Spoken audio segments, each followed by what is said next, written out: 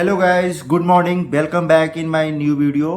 और आज हम बात करेंगे राजनीति की। देश से में जो भी कुछ चल रहा है राजनीति से रिलेटेड, अभी लेटेस्ट न्यूज आया है हमारे पास कि उपराष्ट्रपति ने एकदम से इस्तीफा सौंप दिया है राष्ट्रपति को। जगदीप धनखड़ ने सोमवार 21 जुलाई को उपराष्ट्रपति पद से इस्तीफा दे दिया है। इस्तीफे को राष्ट्रपति द्रौपदी मुर्मू द्वारा स्वीकार भी कर लिया गया।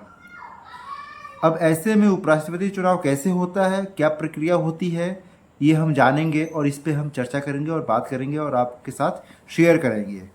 तो हर देश के हर नागरिक को इसके बारे में जागरूक होना चाहिए और सरकार से ये भी सवाल करना चाहिए और सवाल करने से आपको पीछे नहीं हटना चाहिए कि अगर कि कोई भी देश में 10 घंटे के अंदर कोई इस्तीफा दे देता है तो उसकी क्या मजबूरियाँ होंगी, जबकि यहाँ पे स्वास्थ्य का हवाला दिया गया है।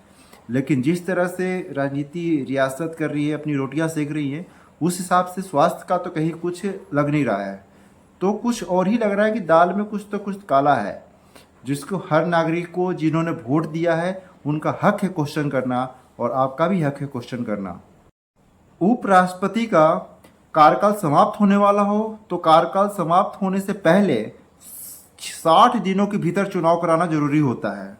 अगर उपराष्ट्रपति अचानक इस्तीफा दे दे या अन्य कारणों से पद रिक्त हो तो ऐसी स्थिति में जितनी जल्दी हो सके चुनाव कराना चाहिए। आमतौर पर ऐसी प्रक्रिया 45 से 50 दिनों में पूरी हो जाती है।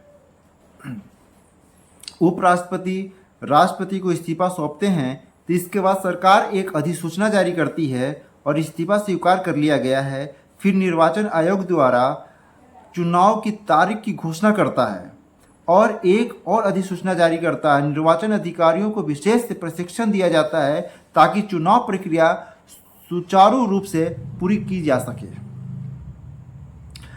उपराष्ट्रपति का चुनाव सिंगल ट्रांसफरेबल वोट सिस्टम के तहत प्रोपोर्शनल रिप्रेजेंटेशन से होता है। मतदान केवल दिल्ली में होता है और लोकसभा और राज्यसभा के सदस्य ही मतदान करते हैं, इसलिए प्रचार ज़्यादा लंबा नहीं चलता है। इसे प्रचार करने की ज़रूरत नहीं है। जो लोकसभा के सदस्य होते हैं और जो राज्यसभा के सदस्य होते हैं वही उनका चयन करता है। जैसे सपोज डेट कि 2 या 3 व्यक्ति अगर खड़े हैं, जिसको ज़्यादा वोट मिला वो उस कैंडिडेट से जीत जाता है। और जगदीप धनखड़ के इस्तीफे के पीछे कारणों पर सवाल उठ रहे हैं और उठने भी चाहिए।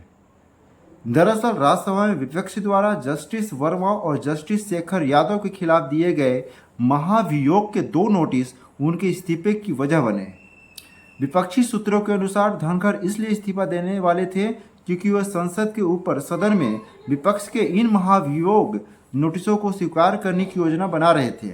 विशेष रूप से जस्टिस शेखर यादव के खिलाफ दिए गए नोटिस में 55 में से 51 हस्ताक्षर सही पाए गए थे, जबकि न्यूटन 50 हस्ताक्षर सिग्नेचर की आवश्यकता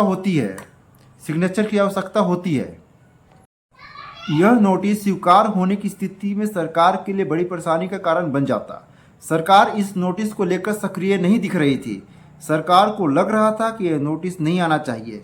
इस बात को लेकर धनखड़ और सरकार के बीच कुछ मतभेद हुए, जिसका परिणाम स्वरूप 2.5 घंटे के भीतर ये मामला सियासत से स्वास्थ्य पर आ गया। पहले कुछ और चल रहा था, फिर बाद में जब इस्तीफा दिया तो स्वास्थ्य का हवाला दिया गया है कि इनका स्वास्थ्य सही नहीं है। तो ओके दोस्तों, आज इतना ही और आप भी ऐसे ही आवाज़ उठाते रहिए और एक जागरूक नागरिक बनिए। Thank you so much for watching my videos. और हमारे चैनल को और इस वीडियो को जितना शेयर हो सके उतना शेयर करिए और अगर आपने सब्सक्राइब नहीं किया है तो जल्द से जल्द सब्सक्राइब करके हमारे साथ जुड़िए। Thank you so much.